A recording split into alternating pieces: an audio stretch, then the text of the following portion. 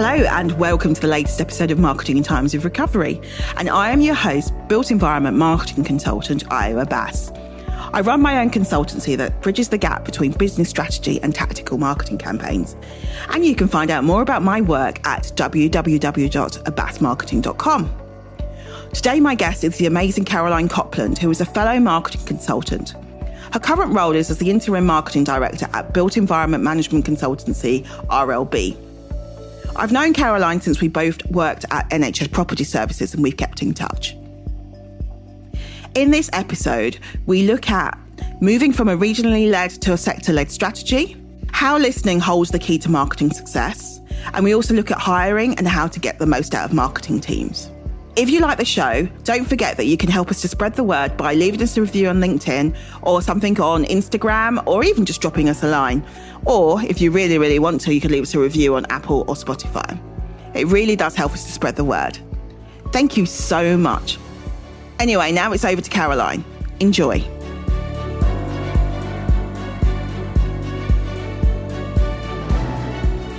Hi, Caroline, and thanks so much for coming onto the show. Can you give me a brief intro to you and your role at RLB and as an interim? Sure. Hi, Io, and thank you very much for having me. So, intro to me. I started life as a sports journalist, and then I moved into the wine trade, marketing wine. So both my previous roles, sports journalism being comms and then marketing in the wine trade, but involved lots of travel and exciting, fun things. And then I moved into the built environment in 2007. It's exciting, fun things as well. Which is actually a lot more fun than it sounds. So yes, I've worked in a number of permanent roles, blue chip organisations, and I set up as a consultant in 2016, which feels like yesterday, but actually wasn't. And I've done both consultancy work and interim roles. And I love it. I absolutely love it. I haven't looked back. Interim role and consultancy. It's a bit like you go into an organisation with a handful of jigsaw puzzle pieces, and it's about finding the one that fits in the organisation that you've gone into. And when you find the one that fits, the picture starts to develop. And it's great when the company goes, "That's what we've been looking for." And it's fun moving around different organisations doing that. And one of the challenges, I think, of being interim is what you get asked often, do you ever become part of a team? And weirdly, I feel I become a much stronger part of a team. And then maybe that's because you're bringing in new ideas and you're not there for very long. So you get stuck in. And where I am now, RLB is one of the best teams. I say one of the best teams. Have to be very careful when you say things like that. But it is a fabulous team. So yeah, that's a bit about me, and I work with a great team at RLB. I know when I did my research on RLB, they had like 4,000 people, which I hadn't realised they were that big. That's kind of like Mace-sized, as I'm going to say. Yeah. I mean, tell me more about that firm. Globally, yes, we're 4,000 people. So RLB is a global management consultancy to the built environment. What does that mean? What do they do? A lot of long words. Yeah. So RLB traditionally build iconic buildings. Also involved in lots of large-scale public sector projects, which may not be iconic, but are vitally important. In infrastructure schemes, be that rail, road, airports, seaports. And yes, we do that all over the world. The kind of services side, like more a traditional QS would have been, or what kind of... I would say RLB started in 1783, I think it was, as a traditional QS. But now we're about we create solutions in the construction world all over the world. So we have to our name Sydney Opera House, the Phoenix SkyTrain, the London Olympics, and as I say, lots of public sector and social value projects all over the UK. We work with a number of NHS trusts. schools, academies, universities. Yeah. And I guess when we started, as you say, were we traditional QSs? Back in 1783, globally, we building was about building. It was about counting bricks and doing costs and those are things. But which it still is in some respects. Yeah, I would say we're more about solutioning now, and that sounds very marketing, doesn't it? But it's true. We're about finding the right answers for our clients. And that is what today RLB is all about. It's about everything from the business case to the funding to the entire program management, right down to putting a computer screen on the wall in an office. Although I would be told off for saying that, because digitization is integral to the conversation and technical solutions are addressed from the outset. It's a lot of words. A lot of words. Yeah. So you started your role at RLB during the second lockdown, or kind of in like 2021. Yeah. So how do you March 21? Yeah. How do you kind of get up to speed during a lockdown and join a team and do a global role and do all of that? I'd love to give you the textbook answer, but I didn't do it very well. Is possibly the truth of the matter. In the previous lockdowns, I'd actually not worked from my spare room before. I'd actually worked in a hospital in another guise, and so I qualified as a key worker then. So I'd never had to set up the home office. Yeah. And I was having to go through that, getting to know your team while they were all in their spare rooms. And I found that a real challenge. In fact, in all honesty, I spent most of the first month walking around my local cemetery doing deep breathing exercises, thinking, what am I doing? And how am I ever going to understand this global business when I'm sitting here in a corner of Southwest London? Yeah. How do you meet people? It's really hard, isn't it? Because it's hard enough when you start a new job anyway, because I've started quite a few new jobs in my life. It is hard, isn't it? Yeah. You think about it, it's like I used to have the list of useful people to get to know, and all of those types of things, and you'd meet the team and you go out for lunch. But you didn't have any of that. Absolutely. It's just that classic getting to speak to people. It's that classic water cooler moment when you actually find out, how it all works and how long people have been here, who are the right people to go to. And of course, you can ring someone, you can press your Teams button and ping into their face, but you don't really know the culture. You don't know if that's acceptable. Yeah. As I say, after the first month, I did actually call my boss, Andy Reynolds, who by the way, is a fabulous leader. And I said, Andy, I'm just not the right person for this job. I spend most of my time doing deep breathing exercises, walking around the cemetery. And he said to me, well, I didn't know that, Caroline, till you told me. And all I'm going on is the output. And we've got a bit of a problem because I quite like the output. And that's what matters. Yeah. And I guess for that output, I have to give credit to a fabulous team. But it was what I really needed to give me the confidence that it was okay and that I was delivering and we were going to get there and we were working collaboratively. And very quickly after that, I gave myself full license to stop looking at myself as a caretaker who was never going to get to grips with this role, and to really address the challenges and the opportunities. And that included grasping a fledgling restructure that had begun. And in theory, my job was to then take that on and make it work in practice. So you have to immerse yourself in the organisation, I guess, isn't it? And what it wanted. Interim. And what it wanted, and pick up that, as I say, a restructure had been begun, and I needed to pick that up and run with it. Which is interesting because my brief was this is what we're doing, and a lot of the business didn't know that was what we're doing because although it had been conveyed, it needed more messaging. That was my. I had to implement those changes quite quickly. And what were the changes, Caroline?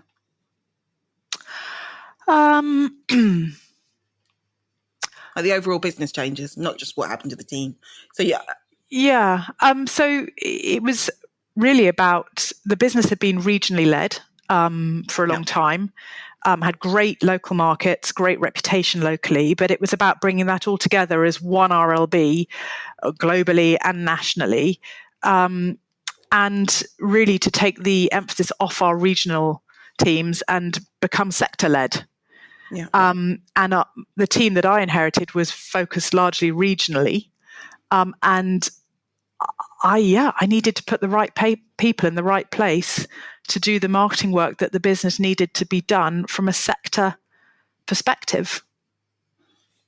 And that is a different thing, isn't it? And I mean, I've gone through that in various organisations as well, and it's quite a bbig challenge and it's a mindset shift as well, isn't it? It's quite a huge it's a different way of working, because you're like, it's not just the local team or those people who sat in my office, or not sat in their office, sat in their bedrooms, but it is a whole kind of different ball game, isn't it? It's kind of like become sector experts. You need to be an expert. In a different way. You no longer need to be an expert in Sheffield or an expert in London, but you need to be an expert in residential or infrastructure or healthcare in the built environment. And that was interesting, because that wasn't necessarily the team I was working with. They had expertise in a different areas from that which the business was asking for. So, that was an interesting challenge. So I was going to ask you, actually, my next question was, what was your biggest marketing challenge for the past few years? But obviously the restructures one. Was there anything else you found challenging? Well, I've mentioned the COVID thing, coming out of lockdown, realizing everyone in your team has been impacted in a different way, and really having to pull out all the empathy and compassion that leadership requires while keeping an eye on the prize and delivering the results.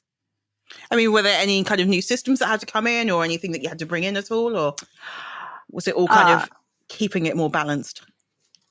Well, new systems, ouch, that's probably my sore point.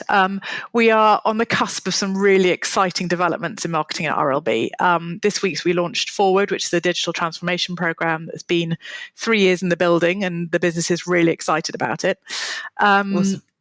But phase 2 is the marketing module, and we're just starting to scope out the Microsoft Dynamics marketing module. And sadly, the majority of the work will now be done after I have left. But it's really exciting for the team. There are so many opportunities with the tools and technology that is now available to us, and RLB is really, really embracing that. Other new tools, I mean, just the remote working thing, being able to collaborate globally through Teams, through using Microsoft tools, just sharing global information, being able to share our global capability and present that. That's all got a lot easier. And I think, working from home has actually made Arizona much closer and Sydney much closer. Although I will say the time zones have been a massive challenge, because finding a time that works for my colleagues in Arizona and my colleagues in Sydney and me in London requires me starting at 4:30 in the morning. And I'm not a great early riser. So that's been a challenge. I know that is the downside of like working globally, isn't it? I mean, it's fantastic in many ways, but you're like, no, really, I am at 7 a.m. I am here just going like 7 a.m. That's a late start. It's not a late start. Dear. So in terms of your kind of marketing overall, I mean, what is it that you tend to do as a team? Is it more thought leadership led? Is it more project led? What's the kind of approach that you tend to take? Well, as I say, we are sector focused, so our experts are focusing on what it is that their sector audience needs, our sector clients need. So, for example, in our education sector, we work with lots of schools and academies. The Conditions Improvement Fund being given by the government is a fund that schools and academies need to apply for. Our marketing is focused around showing our schools and academies clients how we can help them win that funding. So it's not just about we will improve the conditions in your educational buildings. It's about the whole cradle to grave service. It's about saying, actually, we can come in right from the beginning. We can help you win the funding. We can then do the work for you, and then we can take it on to the next phase as well. So again, it's about having experts within our organisation within our marketing team that really understand what the Conditions Improvement Fund is and how our clients want it and what their problems are, what their challenges are, and running campaigns to put that message across. But I guess with that whole full cradle to grave kind of service as well, it's much more of a bigger business opportunity then, isn't it? Rather than just the kind of construction and design side. It's actually we'll get you the business case, we'll get you over the line, we'll get you. Well, that comes back to the solutioning. What keeps your clients awake at night? How can you resolve those problems? We've also got the whole country is talking a lot about levelling up at the moment, and actually today we're at UKREiiF and really talking about all our experience and how we have brought work to certain areas and how we are really engaged in the levelling up conversation. In fact, Greta Starks, my colleague Greta, chaired the first session on the levelling up stage this morning. And she was chairing a session with Andrew Kerr, CEO of Edinburgh City Council, Marvin Rees, Mayor of Bristol, John Walsh, the CEO of Belfast City Council, Kelly Byrne of Cardiff. So a whole wide range of really influential people. And Greta's there chairing it, really using her leadership, her thought leadership. It's great that we're able to do that. We've also at UKREiiF got Anne Bentley with her Construction Leadership Council hat on, talking about the construction playbook and social value. And Sarah Draper, who's our exceptional head of people and culture, talking about how to be inclusive in the workplace. So again, campaign-wise, putting 3 very strong women on the stage in UKREiiF in Leeds this morning feels pretty good. I was going to say, and property needs more women, that's for sure. We've got some very strong women leaders at RLB. And it was quite fun making sure that in the whole levelling up conversation, we had 3 female leaders. Absolutely. Yeah. Where they belong on the main stage. Well, you've got to see the change, haven't you, in front of you to kind of make it happen for everybody else. So it's such a huge thing to be championing. And I think, as an industry as well, we need more of that. That's for sure. Yeah. So in terms of your marketing, are there any kind of particular channels that have been working well for you and your team? So you talked a lot about kind of thought leadership and kind of pulling that kind of out, or is it more of a kind of direct approach you're taking with clients nowadays? It is a direct approach. I mean, marketing has always been about, getting the right message to the right audience at the right time through the right channels for the right result. That's sort of my mantra. And the job is about understanding the message, understanding the audience, understanding the timing, and understanding the channels. And the channel at the moment, I think, is talking to people, is face-to-face, is round tables, is engaging face-to-face. We've been out of that marketplace so long and we're just coming back into it. And I think people have got very used to working on Teams, working on technology, but I don't think there's a substitute for actually, now we can, going out and meeting people. And as I say, we've got a big team at UKREiiF today and they were all playing, I think it was golf last night, it's darts tonight. We've got dinners thrown in there as well.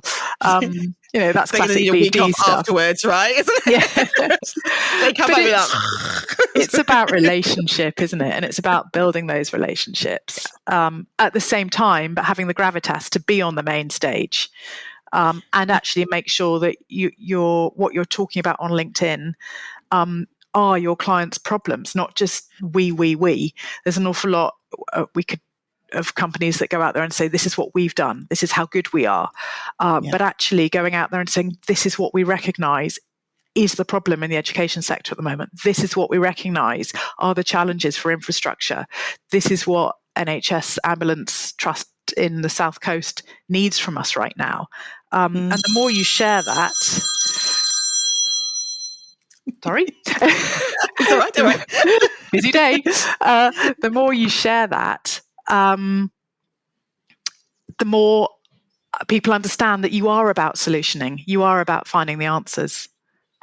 And I guess a lot of that as well is you giving them the narrative and the messaging to kind of take with them and those stories, isn't it? Because it's kind of like to support those conversations, that relationship building, is them, I guess, knowing how to express it, right? And what's the kind of key kind of messages coming through at the moment as well. Yeah, and using examples of when you've done it before, because people want to know that you've done that before, and the solutions to their questions might be slightly different, but knowing that you've answered a question and you've added value.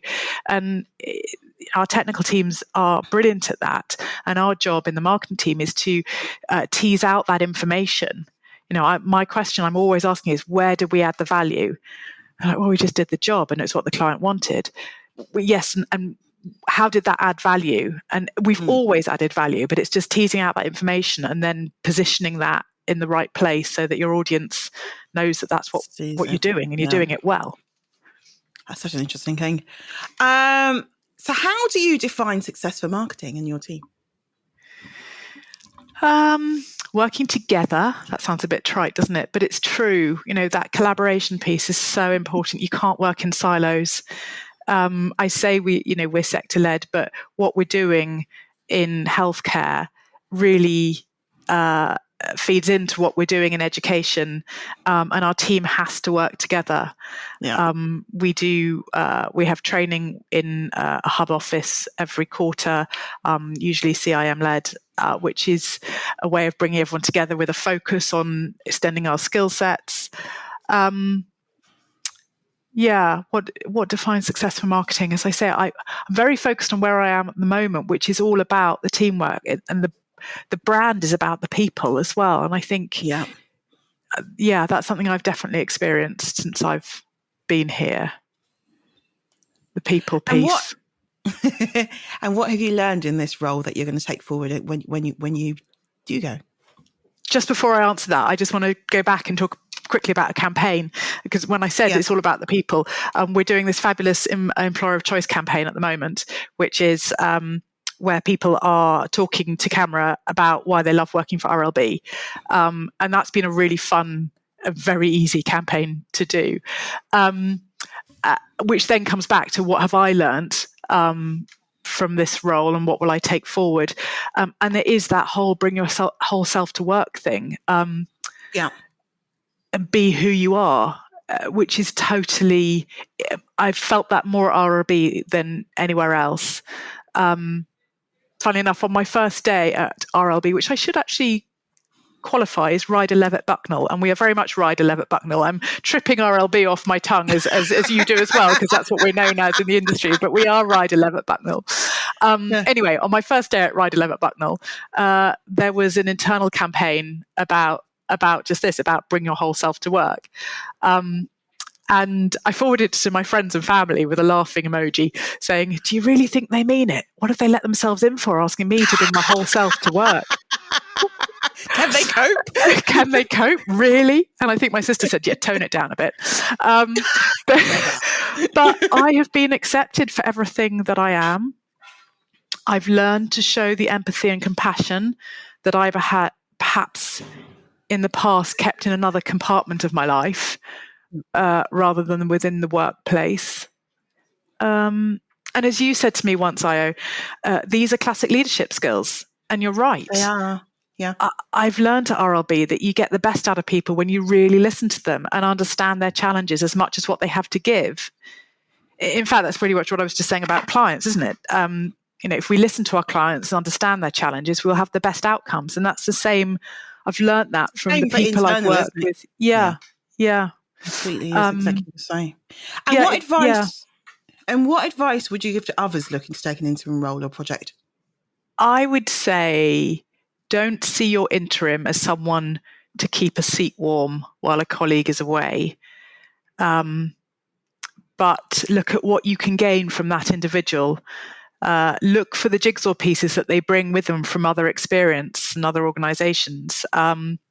And listen to them, meet them at their level, and you'll get the best from them. Understand that they won't understand the culture and it'll be a bit scary, because when you're an interim, you need to pick things up pretty quickly.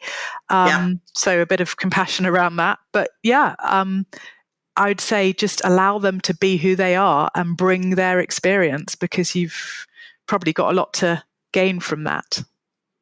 And I guess you'd give the reverse advice to an interim looking to come in, right? Yeah. Or would it be any different?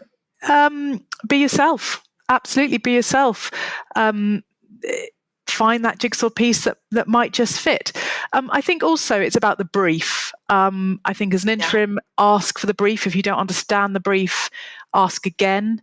And as a business leader taking on an interim wants to make a difference. So give them a clear brief, tell them what you want, and then let them deliver it with all those jigsaw pieces and their experience that they have at their disposal.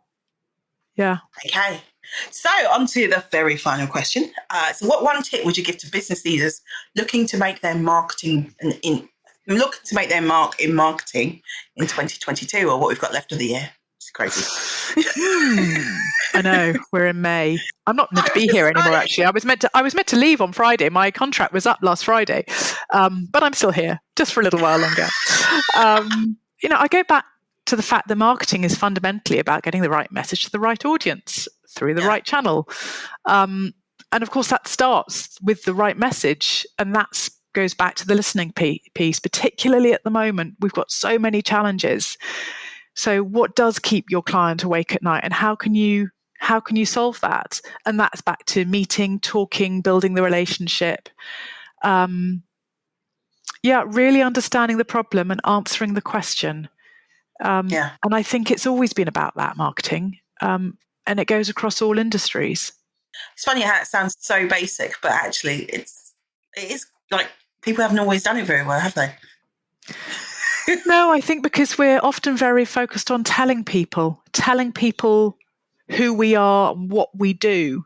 Yeah. Marketing used to be about throwing toppings on pizzas, I always say. And, if the pepperoni is the brand, you hope that the pepperoni lands on the right slice being someone who's hungry enough for it. But now it's about throwing arrows at bullseyes. And our job in the marketing department is to identify the bullseye, sharpen the arrow.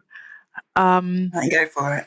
Yeah, and go for it. And we sharpen that arrow by doing everything we do a little bit better than anyone else. It's that aggregate of marginal difference that I think is so important. I think, and that's such a great point on focus. I think the one job I had where it was the most focused marketing role I had was we had a list of 10 projects that we wanted to win in the next 5 years. Yeah. It was and it was that specific. And go so and get them. Knew that. So we knew that every piece of work we did over that few years, I mean, there were massive projects, admittedly, but they were all, but at least you could kind of tie it back to, is this getting me in front of those clients? Is it doing what we need to do? Yeah, and singular focus. It's the singular focus. Nothing else matters. Yeah, and it just helps drive your marketing in the way that you actually need to go. So thank you so much for being an awesome guest. Oh, my pleasure. Thank you very much for having me on your podcast. And good luck in the future, whatever you do once you leave. Thanks very much.